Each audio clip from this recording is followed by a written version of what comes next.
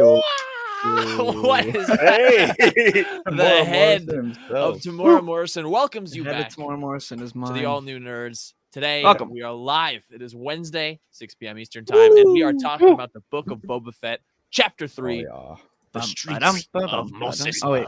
I can't do that anymore. I can't do Yeah, that yeah, anymore. yeah, I no, gotta- a little bit. we got 5 of us. We can make it. We can make it whatever We 5 could. minutes.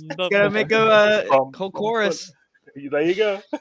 All right. Well, yeah. I mean, we are joined today by Dylan and Johnny, who were not here last week, but they're here today. Always, though, host of the channel, and Brent, Age of Grogu, who has become known for his legendary Book of Boba Fett opinions, I feel like, across the internet. Not all of them are right. Not all of them are right. People go to him for the opinions. And no. Mike from Jedi Jive, the reactor. Go check out his reactions on all of everything from Cobra Kai to Star Wars and his sister. Reactor himself. Reacting to stars. And I haven't had the chance to watch his reaction yet today. So I only saw what he said last night in our Discord. So I'm excited to see what you think. But yeah, I think we should just jump right into it. What was the general vibe right after you watched it? After. I know that general vibe. Do you think that this is a more controversial episode than the first episode? Or yes, I do. In my opinion, it's so far from what we've discussed. I think there are obvious us, mistakes in this episode and things that I did. I clearly vote negatively, but overall, my overall vibe was I enjoyed it. Okay, that's good. Yeah. We could talk about the specific things that are that didn't work. Yeah. For sure. I think a lot of that centers around the Mighty Morphin Power Ranger Vespa. It seems like everyone's got the same I definitely agree. Yeah, I definitely agree. There were some things that did not work, but I have since watched it a second time, and I'm starting to kind of figure out and understand what their thought process is. I think. Yeah. Upon second rewatch, I definitely liked it more, but it's still, I knew I wouldn't see past it, and I just can't. I don't like the street gang. I don't like their colored bikes. It didn't work for me there. But I think the episode itself, everything aside from that, worked just fine for me. What's with the Spider-Man 3 chat in here? What's going on here? Yeah, Diamond and Nation are just doing Spider-Man bad We've Spider-Man. Just lost Johnny to Spider-Man 3 chat. Yeah, here Johnny's gonna fall into the. For me, undoubtedly one of the best celebrity cameos of any Star Wars thing ever. Too, I felt like. Yeah, Danny Trejo? Yeah, yes. Danny Trejo. Oh, yeah, there. Absolutely. Classic. It threw me off the first time. I was like, I couldn't get over it. I'm like, that's just Danny Trejo in Star Wars. But on the second time watching, I thought it was pretty cool. Because, I mean, when I'm watching it the first time and he's going, I was surprised at how much screen time he got. Yeah, he has like a lot of screen time. And he's talking about like deep Star Wars stuff. I'm like, he's talking about like Rancor's mental health and stuff. Like, I want a character poster for next week of that guy. I hope they do a character poster. I hope he has we'll definitely get Sophie Thatcher's character. Yeah. And that'd be maybe we'll get him too. I mean, we're sort of jumping. Get him with their sweet bikes. Sort of jumping sweet right in the mopeds. We really are. Hey, we'll talk about it. Yes. One of the most controversial things I've seen in this episode was that people aren't liking that they're humanizing the Rancors, but for me, like you see Malakili in episode 6 cry that did not bother at Batista's death. Like that's always I been thought that was so consistent. Yeah, like that's always been something in Star Wars. Like that subtlety there, but people are really clowning on it. And I'm like, because I think it parallels the certain vibe of the show that people weren't expecting, where Boba is like this human character who like clearly wants to do better than like Jabba. He doesn't want to be as ruthless or just like a bad guy, you know? And so when you got like talking about the deeper side to the Rancors and stuff, I think people think that they're Disneyfying the show. I don't agree, but I think that's where people's but even with that Boba criticism, like that is a part of the narrative of the show. Like even his like freaking water cooler guy is like, dude, no one respects you. Like you don't have stuff. You're together. You're not killing. Like what are you doing? It's part of the narrative of he is trying to rule this way, but you know, as Fennec is telling him every single episode, like this isn't gonna work, dude. Right. And that setup scene with 8D8 sort of explaining like the Mos Espa politics and how Bib was nowhere near as strong as Jabba and like made all these deals to maintain power and how it's all that was cool. That's a piece of knowledge that I love that they released. And I didn't get that on the first watch because we're reacting, we're in the moment, and we're like, oh, what's going on? But that lore, that exposition dump really like fully going into it really changed my opinion of the episode, because this is a guy who doesn't have control of his kingdom. Like he is not in control. Like when the Hutts it's show clear up, that that's what they want. The story they want to tell is that there's going to be consequence for the way he acts. Yes. Yeah. And he's going to have to learn to rule the way he wants, while also still, he's the kingpin of the criminal underworld of Tatooine. You can't be all nice guy. So gonna have to donation. Thank you for the donation, and thank you for everything. Yeah. Look who's here. Hey, Jenny. Jenny Marlowe, who I imagine has some. I hope you're feeling better, Jenny. How is Jenny? Yeah. Yeah. Guys, send your love to Jenny. Jenny's recovering from surgery. Yeah, I saw she's your on stitches. drugs or whatever she said. I saw Brent. I still to a tweet. I was like, what? You got hit by a bus? Kind of mid on this episode. Still mid, Johnny? Yeah. I would say this was my least favorite episode so far of the three. Definitely, but I still enjoyed the crap out of it. Sorry. No, go ahead. I was gonna say that I was just like, there were so many elements that I did like about it that it's easy to like. The whole biker gang thing doesn't bother me that much. Yeah, I agree. There's this whole thing of like, there is so many good elements along this episode. The biker gang thing might be the only thing that pulled it down. And then I had to stop and ask and question myself about that. Again, we're jumping ahead, but made me think of Alita Battle. That's not the only thing for me that kind of bothered me. So and Robert Rodriguez directed Alita Battle Angel, didn't he? He did. Yes. Oh, really? Yeah, so she's doing okay. Yeah, so I was feeling a lot of those vibes, not just in the cybernetic side of things, but also just sort of like the style. I was bothered by the scene outside the palace. I didn't really love. It was weird. Weird. Do we want to break down the episode? Yeah. I think we're going all over. Reel this back in, Levi. I'm trying to reel us back in. I always try and keep there a little bit of structure, but what do you? No, I don't know. That was where the train was the Pike rocket train. The droid can jump out the window. Yeah, the long speeder. He jumped out the window. So okay. So clearly we have a lot of different opinions on this episode. I know, Mike, you were saying this is your least favorite. For me, I would still put one below this one. Dang. I liked this one a bit more than one on. I just feel like getting the Rancor, not the Rancor, sorry, the Sarlacc, just getting that in live action finally. That close the door on that and have that be like a. It's not like a meme. Mike and I are on the same page there. Yeah, to me, it's like that was worth it alone, and I got the big thing. I think the big thing we'll all agree is we're in episode 3, and we still only have Boba Fett and Fennec Shan for the most part talking, and they spent so much time in Mandalorian season 2 just building up this is the Boba Fett we want to see, this badass who can take out an entire platoon of stormtroopers, and in movie and television sense, I understand why they have to take a step back and go, well, let's take it back a little bit. Let's slowly build to the end of the season with these characters. But these are characters that you don't necessarily, I feel, need to build to the end to show them how badass they can be.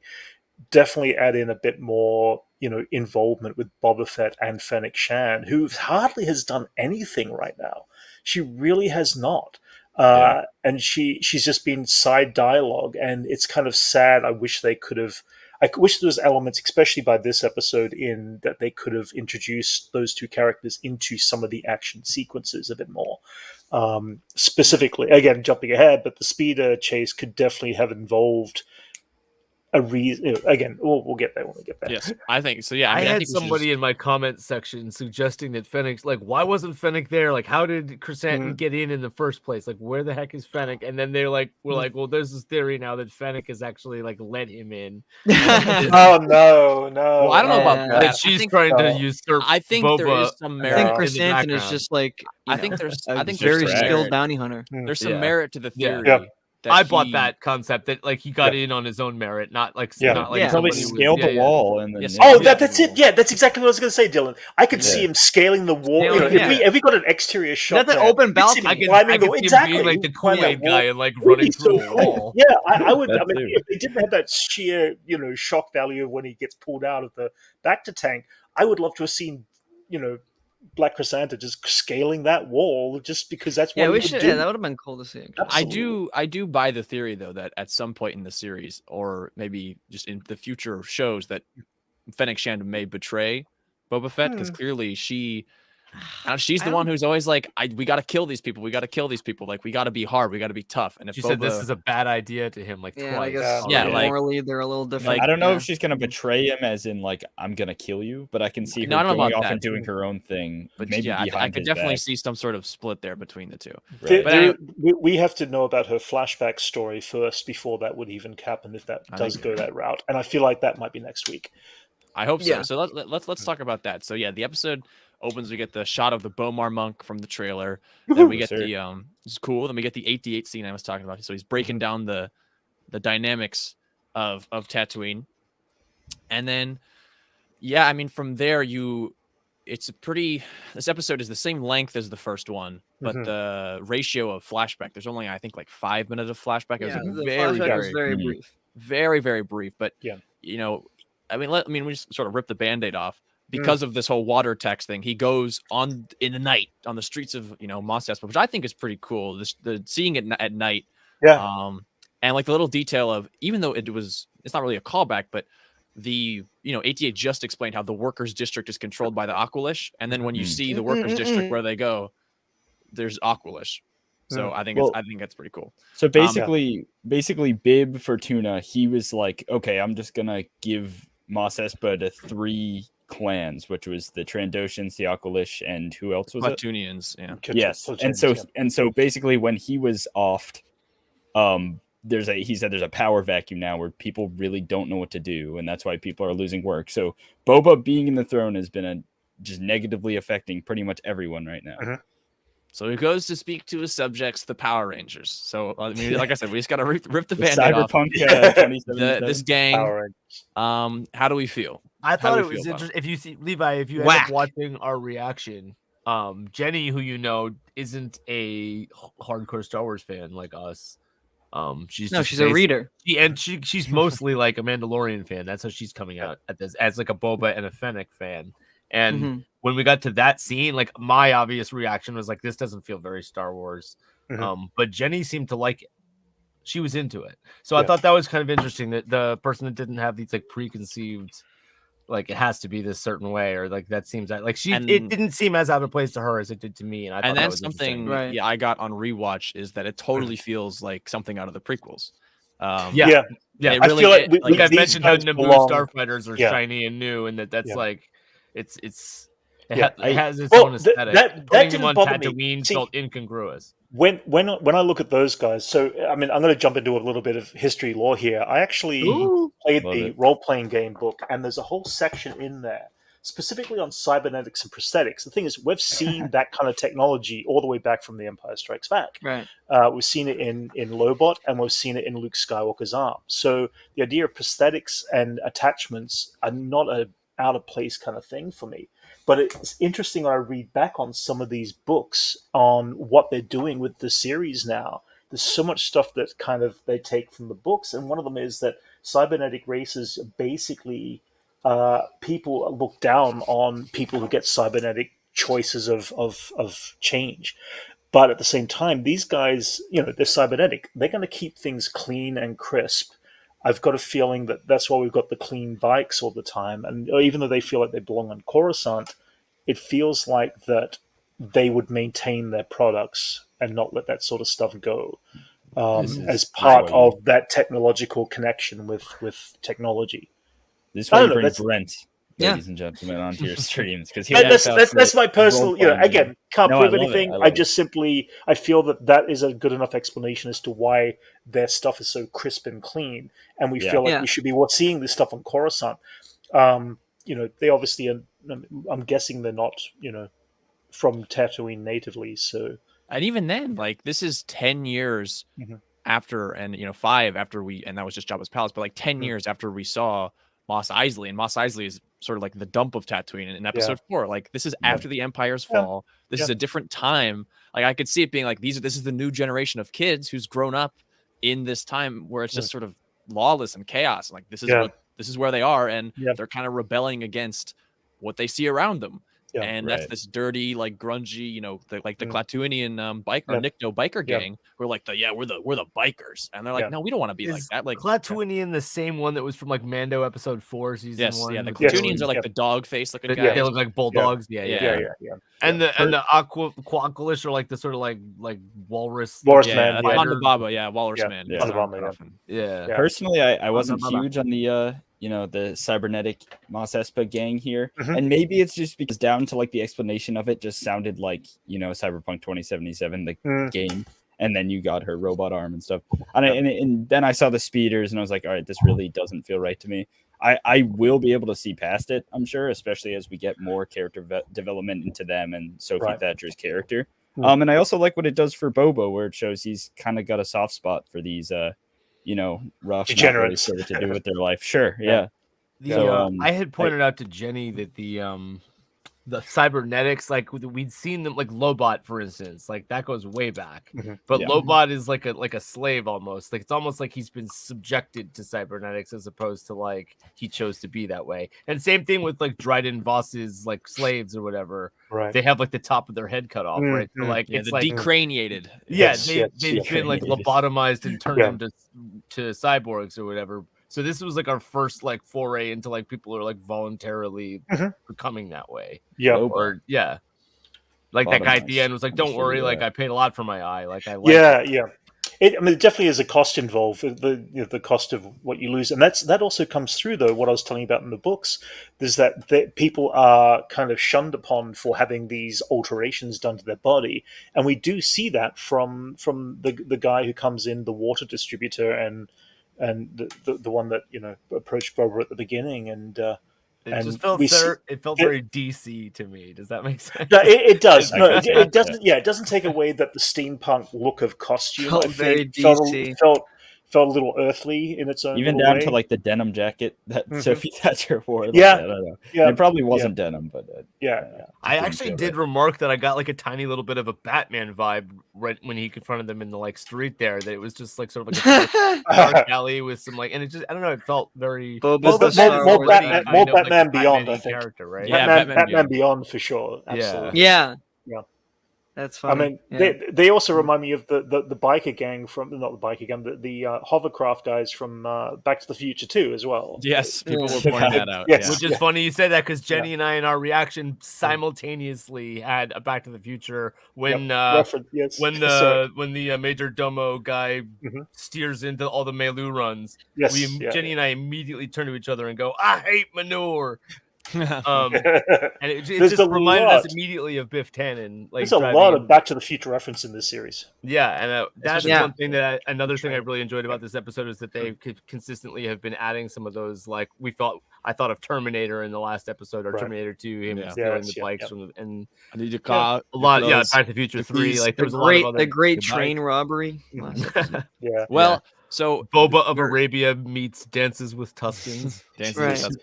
And speaking of which, while the biker gang may have not felt the most Star Wars to some, the flashback that we get in this episode, I think was some definite Star Wars vibes. Him on the Bantha, beautiful shots. And so like some of those shots were like, and the score was the best it's ever been by Joseph Shirley.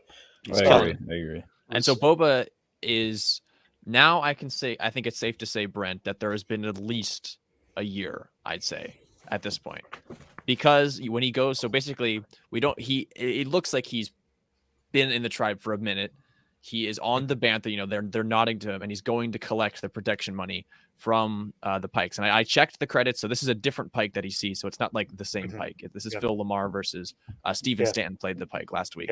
But when he goes into town, he sees them putting up the stormtrooper helmets on Pikes, and so that to me is like, okay, this is at least after Jakku, like the Empire is fully gone at this point officially. So I think I buy that it's been a while, but anyway, I think the scene where he's talking to the Pikes is just absolutely sweet. What do you guys think of it?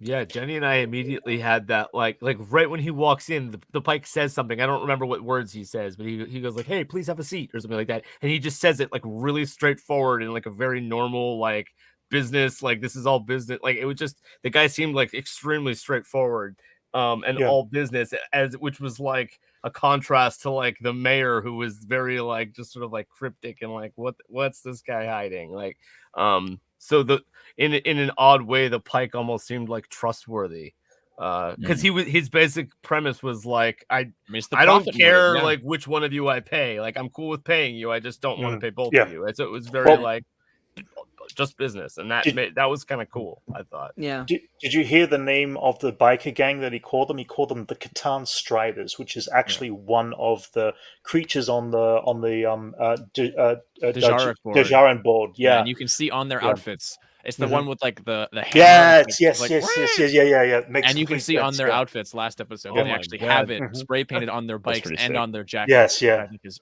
pretty cool. Yeah. Who made that connection? Wow. It was the name. I had to write it down. I wrote it down and I had to look online. It's why they spray paint. It's why they spray painted the letter K on stuff last, because that's the K in, I think, Huttese. Anyway, so that was pretty cool. But just like seeing the Pike. I mean, he references my superiors on Obadiah, which is like awesome. Obadiah. Something long established in Clone Wars, like the Pikes are from this planet, this is what they do, and so that's just that little bit of Star Wars connectivity that we're starting to really enjoy with these shows. And he's like, all right, I guess I got to go sort this out. He goes back, and the Kintan Striders have completely, allegedly, I mean, we don't know. Like, do you really think this biker gang could kill all of the Tuskens? I sort of had a hard time. I think our opinion, or my opinion, was like that they specifically showed the chief's dead body. They specifically showed the kid's gaffy stick. Yeah, but they didn't show the warrior. They didn't show her. And yeah, in my mind, I was like, they established her as so badass. I don't see how anybody could defeat her. Like literally, like even a Jedi, even like that warrior chick. They just seem to make her seem so in the zone, like even Boba Fett, who's already a badass, like couldn't. I know he had just come out of the Sarlacc or whatever, but like she defeated him pretty easily. Hey, Mandy.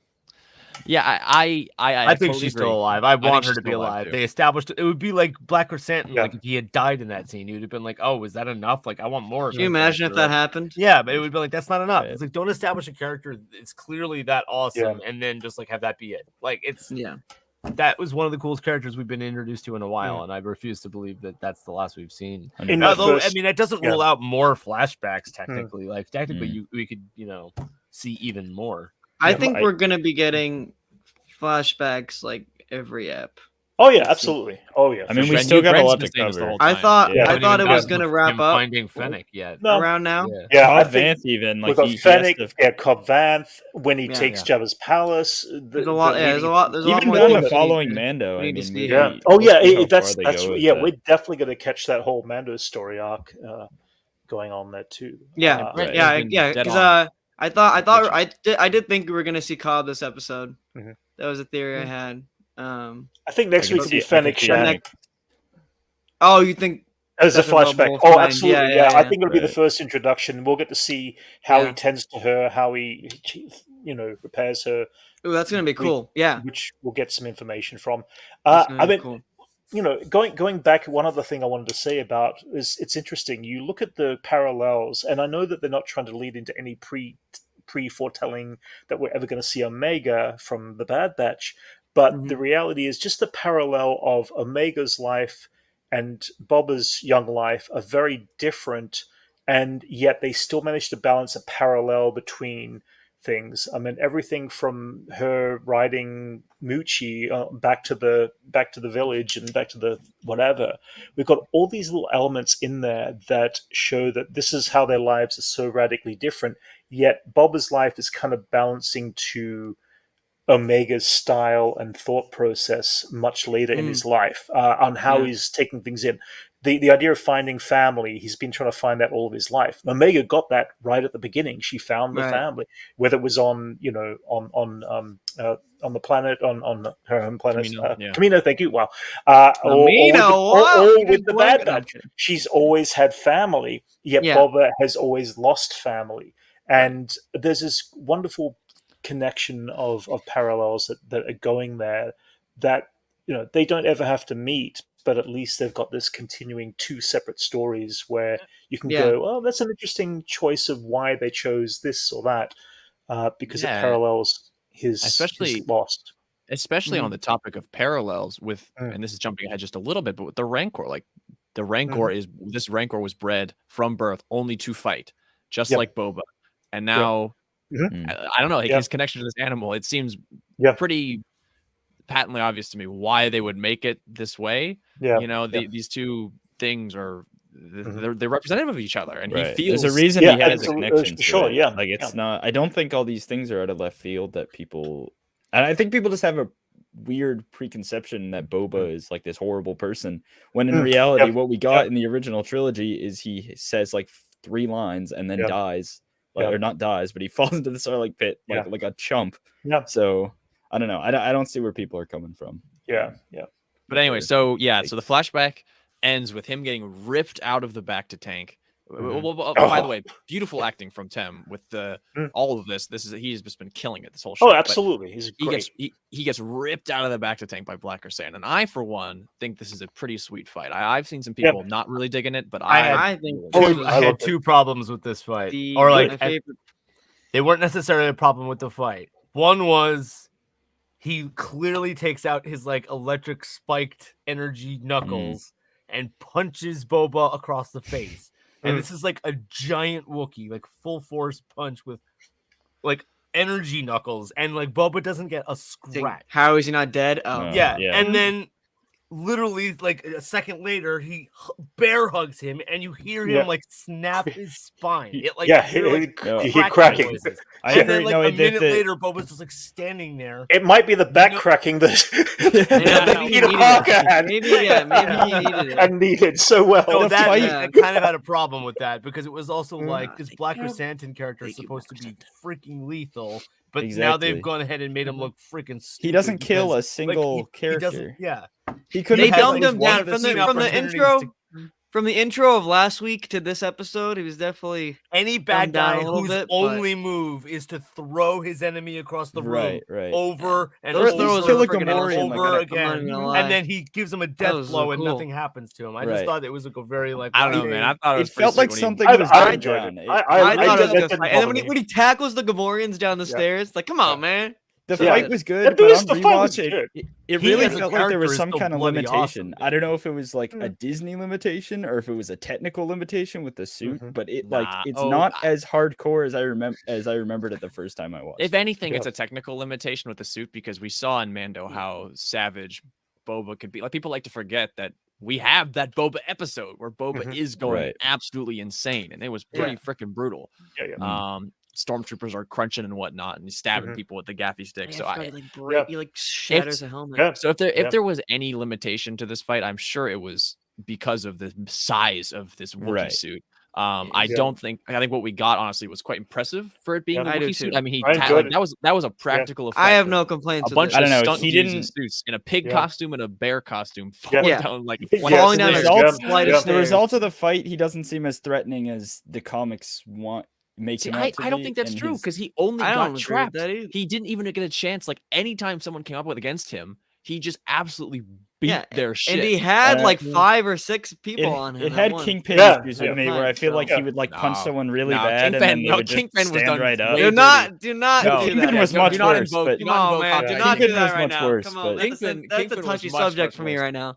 I agree with Mike, where like he has this electric spiky thing and he punches Boba in the face and Boba just kind of stands up. Are you really gonna like plot armor? Are we debating like Star Wars like violence? Like, I think he should have had a little more of an impact than falling in. I think he does. He uses those knuckles and one punches that Gamorrean and then takes a bite out of the other one, and then they're down. But then they stand right up and they're fine. Well, because at least have Boba like block the punch with something, so that I believe that like those spiked knuckles aren't gonna like impale I think there's been worse action than that. That like I still liked the fight. I still liked the fight. I just think it was a little underwhelming upon my second watch, especially with the way he. And I think I've only seen the episode once. Like energy weapons look cooler in the dark, so like you have to like all of a sudden turn the lights out. I think it made sense that there was just so many people And every time he went, all the biker gang guys came around him. The one guy whipped him, and he just took him and then threw him into the other car. Dude, that was amazing. The electro train weapons and the some best, of their weapons, the best part great. is the like genuine Haka expression on his face that he has,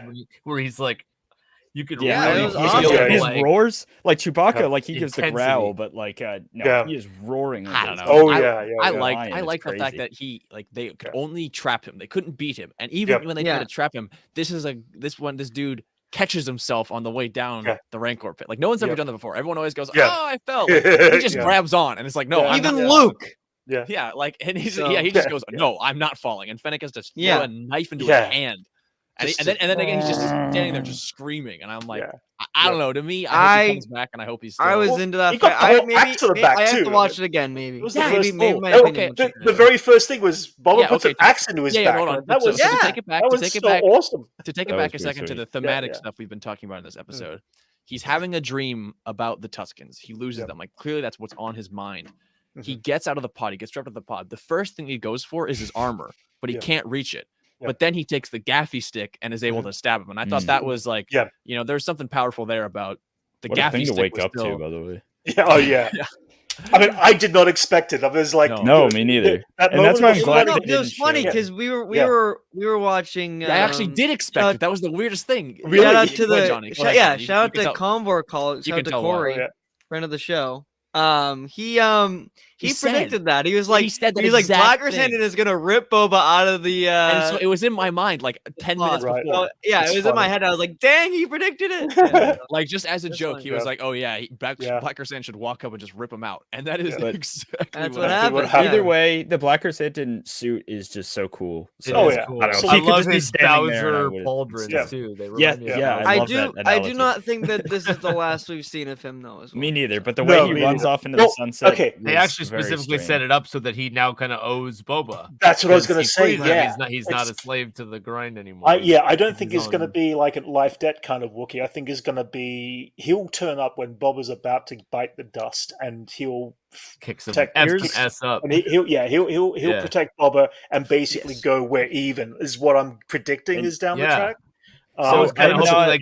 Boba's like slowly establishing his little squad, like piece by piece by piece. And there he'd be the muscle, he'd be the beast, the battle beast. I'm not a big comic guy, but I know Boba and Black Sandin have had their fair share of team ups and run-ins before. I wish there was a little more of some connective tissue between maybe like a small conversation between them. I do like how Boba sets him off. Is he like he's man? I think that their connection is overstated. They literally stood next to each other once. But I mean, still the fact that he knew him, he said, take it from an ex-bounty hunter because they were both bounty hunters together. He said, now I'm out of the game. Don't work for these guys anymore. It's like, all right. To me, there's no problem with the connectivity, and I think people overstated. If anyone, like, I think people were more right to go, oh, is Dr. Aphra going to be in this? Because her and Krrsantan are actually, in dozens of issues together, whereas in Boba Fett and Black Krrsantan have been in one panel together, as far as I can remember. Okay, but anyway, I don't think there was a problem with that kind of continuity. Fennec referred to him by name. If you're saying the dinner table, she was like Krrsantan. Yeah, she said clearly they know they know each other. I think there was a fair amount of referencing that fact. But speaking of that dinner table scene, a scene that I really appreciated a lot more on a second rewatch, just to have that. Mafioso, this huge sprawling. He's just like, enough food. Like this, he is struggling to reconcile the reality of being a crime boss on Tatooine with what he actually wants to do. Who's the chef? I think it's the droid. I think it's got to be HE, the droid. Little droid. Because he, but that scene is pretty great. Like Fennec Shand just taking a bite out of a chicken. She was enjoying it. Like, now that you guys are now that we're talking about it, like the kind of contrast between like how Boba operates compared to how Fennec operates is pretty interesting. So maybe I do feel like there could be some tension there eventually.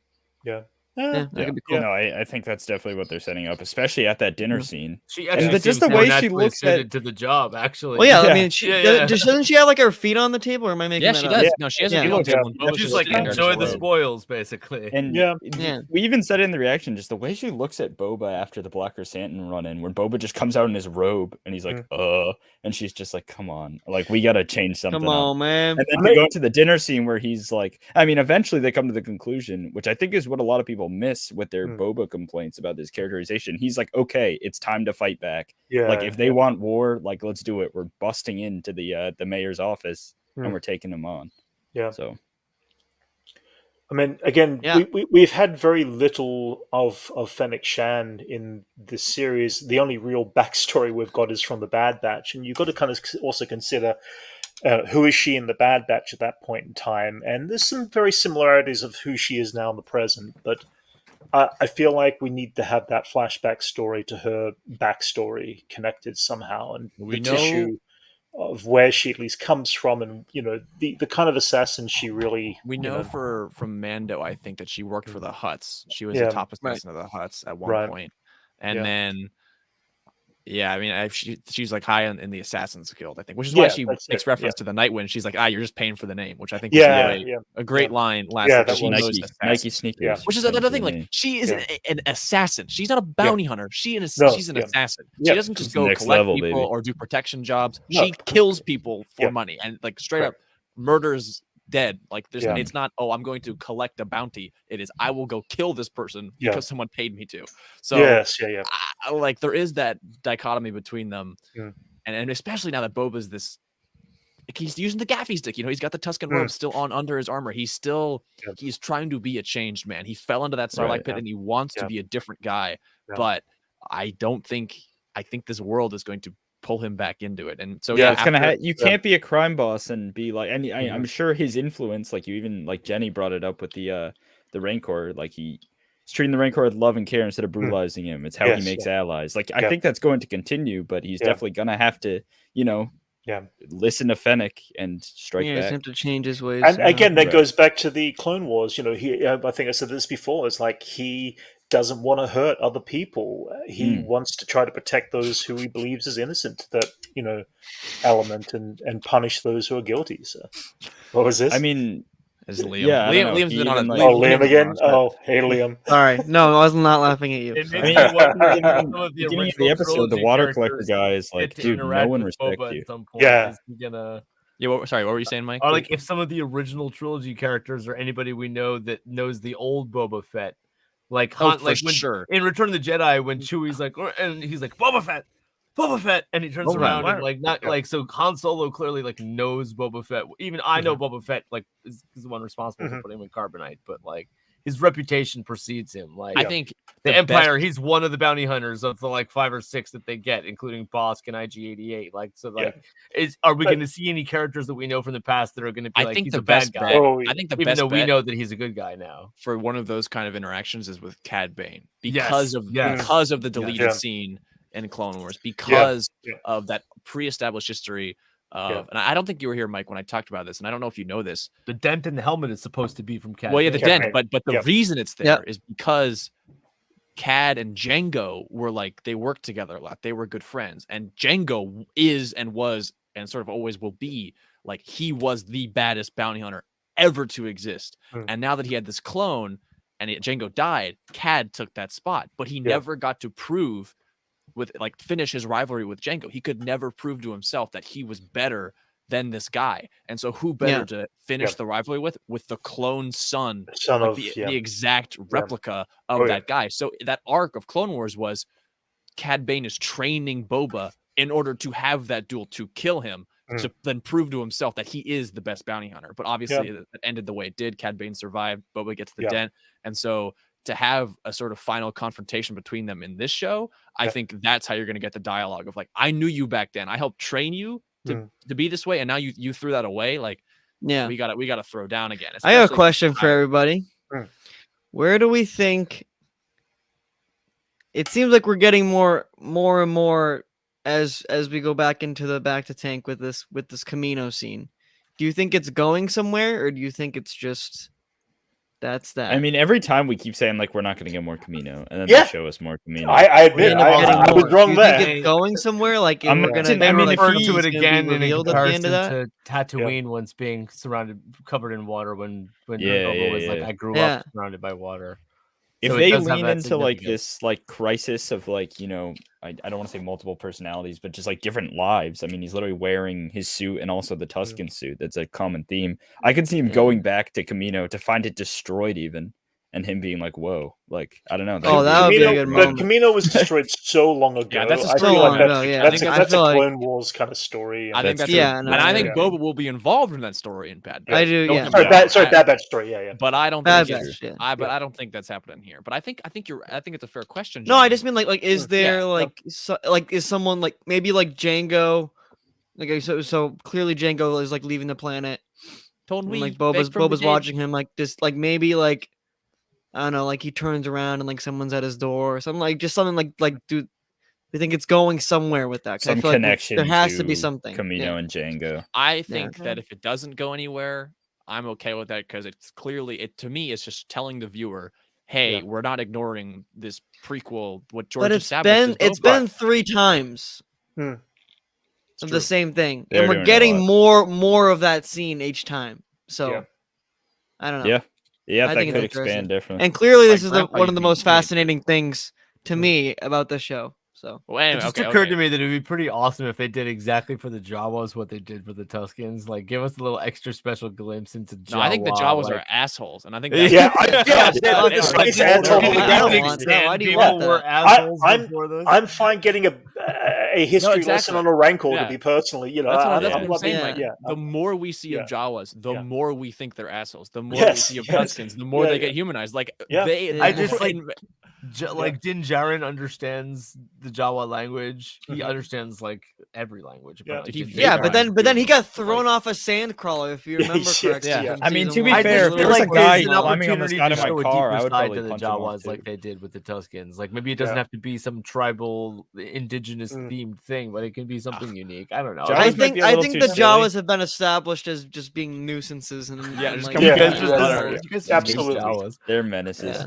I just feel like they're a part of the like classic Star Wars. Like it's not just A New Hope, but it's like they're one of those classic Star Wars, one of the most recognizable Star Wars. They're always going to be in Star Wars. They're always going to be like on the periphery. Like, oh, there's Jawas. Oh, there's. I think they're always going to be total assholes. I mean, literally, Boba Fett crawled out of that pit and they kick him in the face, mug him, in the same way that the Sand People were all homogenous up into this point. Now we have these different kinds of Sand People. I don't know. At least give me a Chief Jawa with awesome drip. I don't know. You know what I just realized? Every character, every race. They don't exactly every race. I had a very weird thought. This really has nothing to do with what we're talking about. But I just was thinking about. I was thinking about Omega and like if Omega is alive right now, isn't Omega just like a girl version of Tem? Yes. Yeah. Although, sort of. I mean, I'm sure she has interesting with Starlight. See one day. Yeah. My theory still holds that the armorer is actually Omega. Armorer? Oh. Yeah. It's a hell of a theory. Hey, I mean, you've been. That is a hell of a theory. All right, hey, so I do want to push on. Anyways, So we were talking about the dinner scene, and we stopped right before a pretty important scene. 88 pops in and says, "Hey, the twins, they're here to apologize." They're like, what? Right. And a great shot of Johnny. You're shaking your head, and I felt the same way watching it the first time, but watching it just on my own, I've only seen it once, so again, I have to. I will watch it after that. Something about watching Boba and Fennec walk out under the big door opening, like that was awesome. Like the scale of that.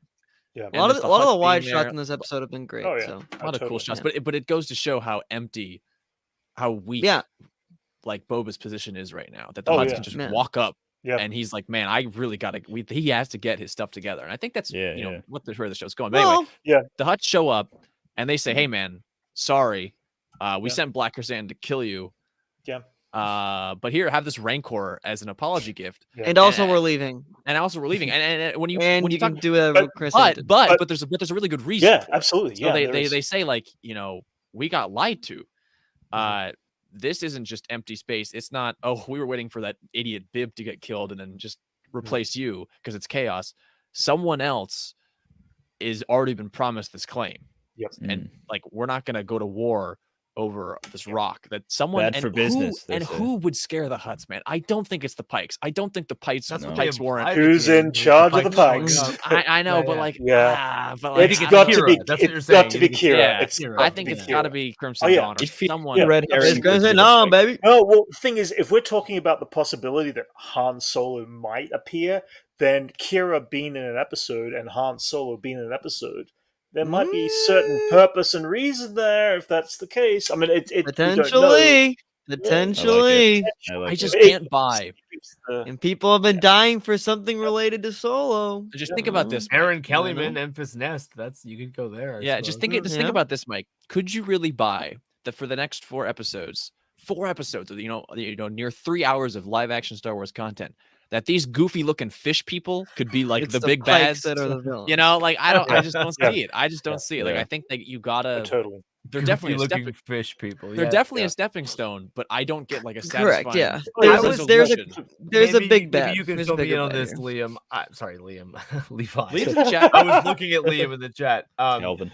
Because like when you see Marg Krim in the Clone Wars and like his squad, they have like much more elaborate like head pieces.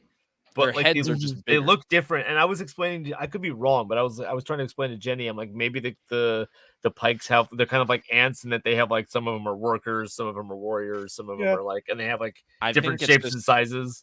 I think it's just an adaptation of something that they couldn't from animation to live action. They couldn't do that. The hierarchy. I feel like the hierarchy. They could develop larger headpieces, like Queen Amidala's headpieces.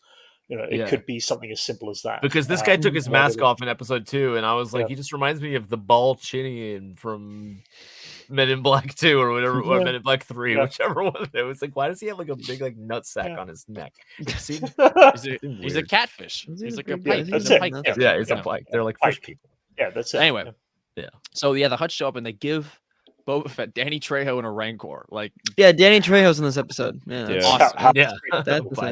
How cool is that? But I mean, we sort of went on about the Pikes there, but do we really think it's the Pikes? I mean, literally, they said, and the guy, and I think his name it's either Drash or Scad, are the names of those two characters. In the hologram, he says a dozen of them showed up.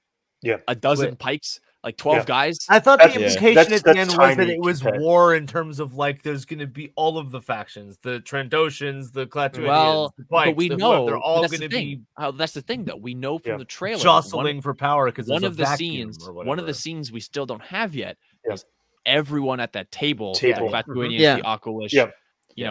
All which must be next episode, factions, which I think is next episode. But that would imply that would imply to me that the war is not between them. That's Boba Fett getting them all together, saying, "Correct, yeah, we've got a bigger problem." Thing. He says in that scene, cooperation can make us all collective like families of Mos Espa versus whoever's coming in. I feel like we're done with the Hutts at this point in time of the story. They've kind of set this tone of saying, "We're out of here. We don't want to have any part of this. We don't want to." Yeah, we've lost Jabba. Bib's no longer in charge. We're not making any money off this planet.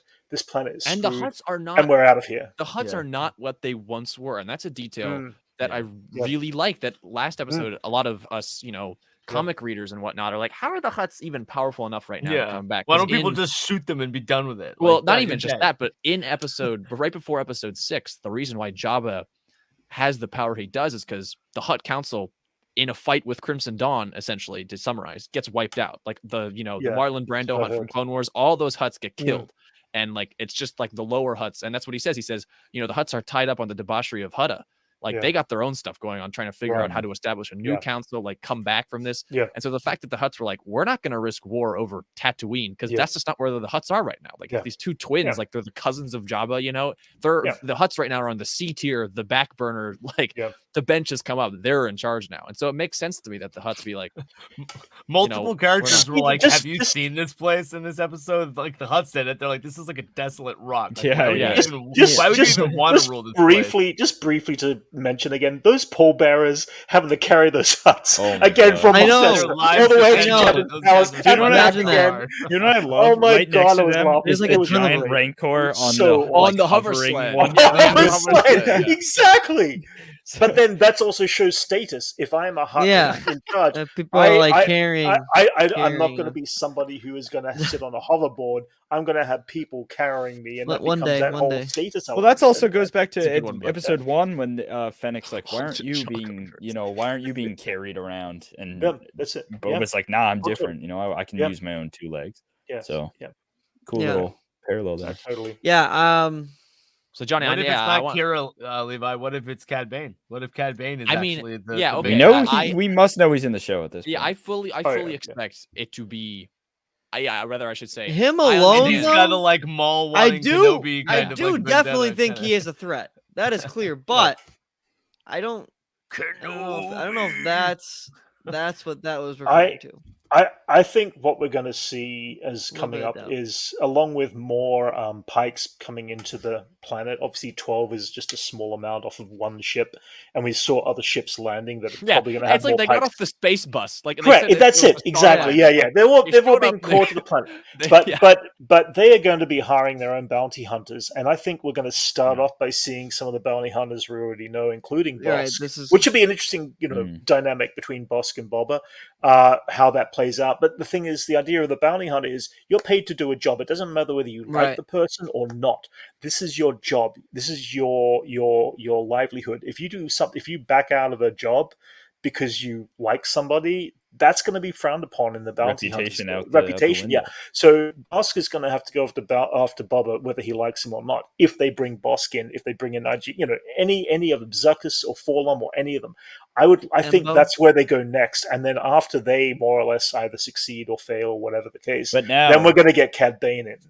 Now Boba's proving like, hey, there's another way to do this. If he could get the other bounty hunters on his side, he's like, hey, I think we'll see that next episode with that conversation at the table. He's going to try and say to them, cooperation is going to make us all rich. And I would remind everyone that they're having that dinner table over the Rancor pit. That's where that is. Now there's a Rancor in the pit. So that's where that is. Yes. I mean, if anyone I go back and look at that. That's if anyone doesn't agree, he might, Dr. Evil drop him down in the hall while they're at dinner, because I like that's. I mean, they're trying to send a message. They keep saying, like, you got to send a message, man. Like, you got to do something. So that would do it. Yeah. That would definitely do it. I know. Yes. I think there's something there. But teach me how to ride the Rancor. How cool is that going to be? Speaking of which, let's talk about, is he going to ride that Rancor next episode? We know that right? That's happening because there's concept art, right? How do we beat Mando riding a blurg? we have Boba on a Rancor. Boba on a Rancor. Let's do that. Just wait. No, just wait till Mando rides a Mythosaur. We're gonna get a training montage of Boba riding the Rancor. Yeah, I mean, he says like I've rode beasts like 10 times this time. Obviously, and I feel like they brought crate dragons into reality after they were sort of like this mythical Star Wars figure that like the Mythosaur might be something that they might actually end up doing eventually. Yeah. I don't think in this show, but definitely in Mando. Although I do think Mythosaurs are supposed to be like long extinct, right? Because isn't that the I know the holiday special has Boba riding one, but that's the it's actually not a. It's not it's not a Mythosaur. Yeah, that's not a Mythosaur. Yeah. Common misconception. Common misconception. Not a Mythosaur. Oh, that's just like a weird. Yes, you learn something new every day. It's a weird. How about that, huh? And that's how you make a that baby whole dinosaur. movie is a weird. Baby dinosaur. Baby dinosaur. Do we want to get into breaking down into the? I think office? You want to have a breakdown? The amount of times that Boba and Fennec have walked up to the mayor's office in this badass way is, it's like 3 or 4 times now. It's pretty I know, but he's evolving. Why did the Major Domo flee? You see what's happening? Why did the Major Domo have to like try to drive away? Like what? It's like what's he fleeing from?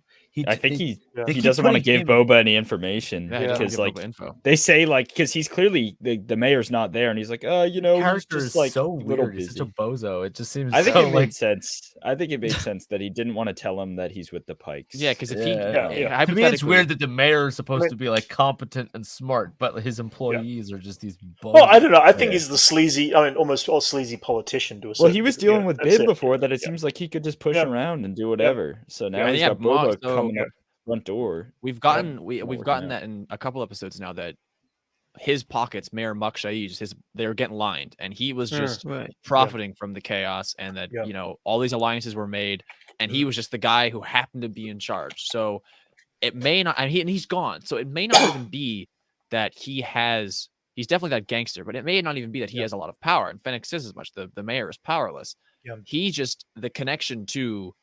He's like a figurehead. The connection to whoever is in charge, that's the threat. And the major domo doesn't want to feel the heat of I just kind of exposed you. Like I think the major domo is dead, quite honestly. Like if the mayor or whoever comes back figures out that he gave away where the mayor was, then dude, he's done so. You think it makes the most sense that that's Kira ultimately? That has to be. It makes sense. Someone stronger, someone bigger. Then the only other like major big baddie is the Thrawn stuff, but we are pretty sure that that's an Ahsoka thing. That's an Ahsoka. Yeah. This is Underworld. She's dropped his name already. Sure. Like it makes sense that ultimately he's the next big bad of everything. Even bringing in the Pikes is now associated with Solo, and Solo is Kira. Like Kira, exactly. And of course, at this point, Darth Maul is dead. Darth Maul is dead. Yep, exactly. So I don't know. If Darth Maul comes back for this, wouldn't that be crazy? No. I thought about how and if. It's like, there's no reason. There's no way. No. But yeah, no. He's already dead. He's already dead, dude. It's gotta be Crimson Dawn, and then. It has to be. I don't know. I really don't know where else it could. I don't want to Mephisto ourselves from Shadows of the Empire. Hey, Mike, it could be. Levi, really? No. You're like, hey, he just got brought back into canon, appearing alongside Kira. Wait, who? In the Prince Xizor. Oh yeah. I mean, I want to see the Black Suns go back. Could be Black Sun. Because they do show him alongside all of those other characters in was it Bad Batch or was it it's Clone Wars season 7, right? Well, that was where it's Dryden Voss, him. That was Crimson. That was I know what Mike's talking about. That was Black Sun, but that wasn't Prince Xizor. Prince Xizor currently wasn't just canon. one of the same species. It was. Yeah, that was the guy. That was a Pauline who ruled. He was introduced in the comics. Because somebody in Brent, it was Jason in your stream the other day. Was that yesterday? No, it was Sunday. Right. Where he was like, when are they gonna actually like bring Dash Rendar in? Like, there's like at some point, like he just seems one of those like that's not inside baseball. So many people are gonna freak out. He's canon, right? Well, the Outrider is technically canon now because it appears in a couple of like you see it like flying out of Mos Eisley in one of the special edition versions. Yes. They officially said it was. So technically he's canon. Like I think they mentioned his name in a book too. It was in one of the solo Tales from Vandor. Yeah, exactly. Like they mentioned Dash Rendar. So yes, he's canon, but they haven't actually. I feel like that's just one of those. This is a perfect time to have Dash Rendar show up and be a Han Solo type figure that doesn't have to be Harrison Ford. It can be a brand new actor, and you get the same thing out of it. You get the hotshot smuggler. I don't know if that necessarily needs to be in this particular series or story arc. At this point I don't feel it feels like it's just an additional. Yeah, I feel like if they establish just in terms of the broader, bigger universe that they're creating with all of these shows. Well, I mean, if they establish that it is Kira and that they've set up this whole thing, then season 2 will allow them to lead into all these other elements of. Well, I think Black Sun stories would fit, quite frankly. I think. Absolutely. Definitely. Titan Maj was into the guy. That feels like it's a season 2 story arc for the Boba Fett. I think whatever he deals with on Tatooine becomes this overall problem for them out there, and they're going to start converging, or he's going to go out there. One or the other. So far, I can't see the Pikes. Like I understand that they set up the Pikes on the train. And then he goes to their office in Mos Eisley, and it's like right on the edge of town, and it's 2-3 guys in a room. Like, well, that was 5 years ago too. True, but like, I don't know. I don't know if I can see them being the biggest bad. I think there's got to be something. And the fact that I think it's already came in. Well, he was just like, where do the Pikes do their business? Like in Mos Eisley specifically. So I mean, that's just like their embassy or whatever. They're like that specific. Like they have a more extensive. That wasn't the big bad guy. That was just the guy that runs that particular corner. Anyway, I think as we approach the end of the streamer, I think we do have to rip the Band-Aid off the speeder chase, the colorful Starburst speeder bike chase, which So Power Rangers, Power Ranger mopeds, Power Ranger. And have we seen anything with a rear view mirror on it before in Star Wars? Like a bunch yeah, of I know. Let alone 6 on each. Yeah, like a bunch. Yeah. I don't have any problem with the design of the vehicle. We always know that George Lucas always liked to pull from history, and there's this element of like, yeah, it's a little cheesy. It's a cross between a jet ski, and and a bike and all that. One sort of them stuff. looked like But, what are those? Crap. What are those called? Never mind. Just anyway, Okay. but for me, my biggest problem with that whole chase sequence is not the fact there was a chase sequence that took 5 minutes or whatever. It was that both Boba Fett and Fennec Shand yet again are on the sidelines. We had this ability that they could have included Boba Fett flying over the top, shooting missiles. I know we got him we got him landing, and it was awesome. And I get the idea of landed, introducing the new biker gang, but it also needs to involve your key characters. You need to have them doing something in the middle of this other chase sequence. And it's again, they've sidelined Fennec and Boba to more or less to keep them to dialogue status of narration. And it's starting to feel about what I guess Attack of the Clones had the problem with, which was too much talk and everything and narration about stuff. And that's what people got frustrated about. And I feel like if you're going to have 2 main characters front and center, they need to be in with the action. And I understand and appreciate this slow build up that we're going to get something out of them at the end. But they've established that Boba Fett and Fennec Shand are both involved back in Mandalorian on these big moments, on these huge moments. And now we're not seeing that. And I could make the argument that it's to introduce them as characters, but I do agree that Boba and Fennec should have been more involved in that. But this was their kind of introduction episode. That was my biggest problem with that whole chase introductory action moment. So I don't know. Imagine Fennec doing parkour. Yeah, one sec, I'll fix it. Imagine Fennec doing parkour, running around. And meanwhile, Boba's flying across, shooting down. Yeah. That's it. Yeah, we could have had some great little moments because, and all we got from that sequence was little side gags, droids crossing the road and being dodging and all that, which was fun and silly, but it takes away from. I think they should have been all kind of involved there. Yeah. I don't know, but also maybe they had the ability. Space Vespas, as Jenny. Yeah. You know what? Again, it was a little silly, but it was too much of that, and that's what made it silly. When we could have got these great dynamic, over the shoulder shot of Boba Fett firing missiles down into the, to block the speeder and this and that. And I hate to sound like a broken record, but upon rewatch, I liked it. Okay, I thought the dynamics of the chase, so there's a lot of great stuff. Levi watching paint dry. Mace, there's a good cute detail of the mouse droid scurry and they run into a pit droid and then the painting. I don't know, there was a lot of fun. Oh, there was definitely fun. There was a lot of movement. It got a little repetitive. When it's he turns the corner. There's the thing he's about to hit. And then they start using their cybernetics to punch at the speeder. Like the guy has a robot leg. Yeah, that was cool. Although they look whack, I do not like either of those guys' designs. Anyways, I can't say. I thought it wasn't nearly as bad as people were saying. I was like, I see what they're going for. But I again, I can make the argument that it was for. They got introduced. That scene was to introduce them as Boba jetpacking down at the end was such a nice period. That was, but I would argue that the coolest part was Boba landing. So, which is badass. The way he landed.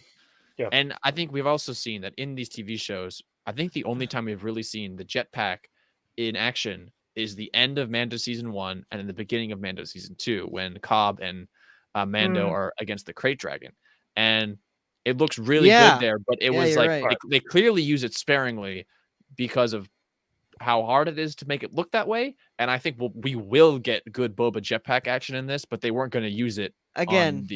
They use the other Mandalorians with jetpacks and following them and over the shoulder. Yeah. And they've used that. And they're not afraid to use that. When did they? When did they do that? I do. Oh yeah, the end of when they're fighting the town and. Those shots are pretty static though. Like they just come up and they go. Check it again. There's some great shots when they're looking out the window. You know what I mean. I don't know about that. I think in this show, there was definitely reason Mando. that they could have used. I think you can make an argument that Bo-Katan using her jetpack in season 3 or season 2, episode 3. Yep. There was that one shot, but even then, they only jetpack to a place and then stop and then do action. I think jetpack action is not something we've really seen. Yeah, I think they are saving. I think they're saving it. Some stuff for the next. They are, but 5, 6, 7. Because you know 5, 6, 7 are going to be balls to the walls. So my big thing there goes back to why should they be saving it? We've seen stuff before. Let's see how they can make it. I think it's complicated. expensive. I mean, Rodriguez. But Rodriguez was the one saying, all killer, no filler, and I don't think there's been any filler per se. But I don't know if this episode was all killer. That he also man, that Black Cape. I think it's just been a slower pace. It felt like it's a little bit of a slower pace. Well, my other thing is that we don't know the status on the Disneyfied. They aren't going to show a dead kid. They're going to show him pull out the practice stick of the dead kid. They're not going to have their main character be killing everybody, and that's my other thing. Is like, is it too Disneyfied that we're not seeing Boba take part in some massive killing action going on, right? As much as we saw him briefly in The Mandalorian, and that was only a brief scene. I mean, if we see that every week, will Disney have a problem with that as being? Here's my idea on how that can be fixed. I think at some point Boba will lose everything he has right now, and so he's going to be kind of forced to do stuff for his own, and then that's where that stuff is going to come in. And then I'll probably be next week or episode 5. Hey, the original synopsis before the show came out was something about Boba's revenge plot, and that doesn't seem to be I think we're getting there next step. Well, they've established now that he has a reason to seek revenge. Now that the Tuskens are right. I think next step we're gonna get there, and I do strongly think that next week we will have some sort of either set up for a character reveal or we will have okay, these are the bounty hunters, then they're coming after you, something like that. Okay, well, that's a good segue. We're coming to the end of the stream here. What do we think we will see next week in the Book of Boba Fett? Flashback wise, I do think we will see the Fennec Shan stuff. We've all agreed. Yep, I'm thinking. I do think we're setting up the revenge plot a little further, and I think we will have an introduction to some bounty hunters, either in the flesh we see him on screen, or we see him in some kind of hologram or whatever at the end of the episode. We're definitely going to see the round table, the dinner, the meeting table. That definitely has to happen by then. 100%. And at that point, we would have used up all of our trailer footage. And Boba riding the Rancor, maybe next step. I think he's going to get. Yeah, I think we're going to get this beginning. Oh, we're going to get practice. We're going to get what's it called? We'll get some montage scenes. And of so him trying. Is that going to be is that going to be what he rides into town, other than a palanquin or whatever they said? Imagine he pulled up on Mos Espa and he's just riding a. I think he will. That's what happens. I think we know that's what happens. That's what the arc. Oh wait, that's wrecking up the town. It's a town, right? Yeah, it's Mos Espa. Yeah, he's riding the Rancor through Mos Espa. Through Mos Espa. That's cool. That's gonna be exciting. I think maybe I think that's gonna be. I think that's episode 7. I think that's gonna be when we'll see that. You think that's the end? I think it's the end. What? Oh yeah, yes. But I don't know. I think that's I think it's gonna take some time. Even Danny Trejo said it'll take some time. Yeah, Brent's been think about it. So episode 6 is Filoni's episode, and I think we have theories on who and what's coming in then. Yeah, and then episode 7, I don't know. Well, I think everybody's going to keep coming to him, and he's going to bounty hunters coming to him. But I think Boba's going to go to. I think at some point Boba's going to go somewhere to him to try to take him out, and at that point he's going to take the village into town, and he's going to have the whole townspeople behind him. I think it's going to be one half of the town against the Pikes, going head to head in an almighty face-off. You think it's going to be like a full wage war in the middle of us? Hell yeah! Oh yeah! Yeah, I guess. Yeah. All right. I want to see a nice Boba speech where he's like, "Yo, we have done this cycle thousands of times where we all just kill each other and it doesn't work, and the cycle continues. Someone will replace me, and it all just goes to shit again." So the one speech is more than 5 lines long.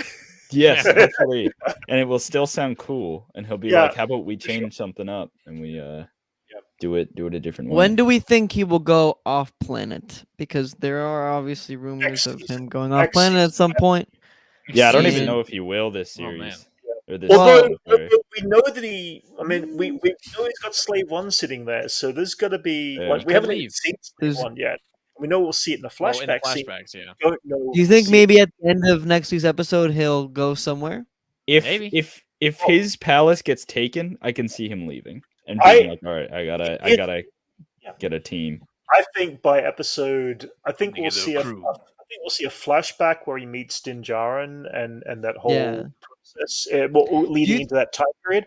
But then I think we end up with a present day situation in the last episode in the final battle. And I'm going to say, loosely predict right here, Din Djarin is going to be flying Slave One to be the surprise attack from the air. You think Din? Yeah, that was my question. I was wondering if Din's going to be in the flashback or in the modern day. Both, I think. I can see Din at the very end being like, "Hey, you want to come take Mandalore back?" or something like that. Like a post-credit. I think like it'll be something subtle in the modern day, but definitely he will have some. Well, actually, that wouldn't work, Dylan, because they're so close to when. Well, True. I guess maybe not. I mean, Maybe. Do we know the time jump from the end credit scene of Mando season 2 to? We don't know the time jump now. At least sometime. But when he meets with when we can assume it's pretty close. But when they take over the destroyer at the end of Mandalorian, he then, I assume, at that point does go back to take over and do the final, assault on Bib Fortuna. I don't think that Bib Fortuna scene happened before. I think we will see Bib Fortuna in a flashback next episode as well. It'd be cool. I could see them doing, if they do the flashbacks the whole time, it'd be cool if the show ends with him going to the palace to kill Bib. Yes. Right. I just am thinking now. I'm basing it off rumors, but I think the end of episode 4 he will leave to go somewhere. You think so?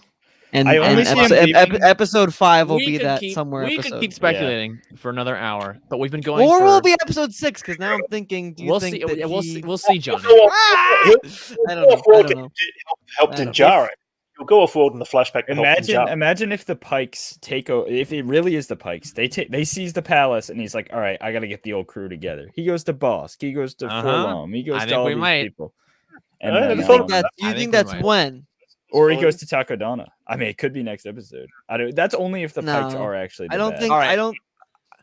I have declared this conversation off the rails. I think we lost Mike in the crossfire.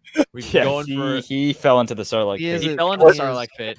We've been going for an hour and 15. I think we need to wrap this up for the viewers' sake. So thank you guys for watching. Thank you. Another stream. Wednesday stream covering the streets of Mos Espa. But thank you, Brent, for joining us. You are just, as I enough, such a good voice. Brent is the man. The man. Thanks. People, our last podcast we did with Convert Call, and it was a lot of fun. You can learn about them, and it's on Spotify now. So if you don't want to see us, you don't want to see our faces talking, you just want to hear us, maybe in your car, maybe you're at work. There's some good insights in there. I think I listened to it back, and I think I prefer the audio to video. I don't know what it was. Maybe it's because I can just Dylan likes the audio. I like the audio, so maybe you will. It's on Spotify, All New Nerds. It's in our link tree. You can check that out there. Yeah. And be sure to subscribe to Age of Grogu. I think everybody here has. And if you haven't, then do so. Almost at 200 subs. And same to Mike Jedi Jive. He was here earlier. Thanks to he doesn't need. He has like 7,000 subscribers. He's top dog. He's top dog. He's top dog. Putting Age of Grogu link in the chat. I'm gonna spam it so you guys actually go to it. And check the weekly reactions from both. The rest of the show is gonna be cray cray. I think next episode is gonna be a more exciting episode, and we'll have to see. Longest outro ever. All right, guys. Well, we will see you. We like the long intro, long outros. Long outros, and bye, everybody. Catch you on the long speeders. The next one. Long speeders.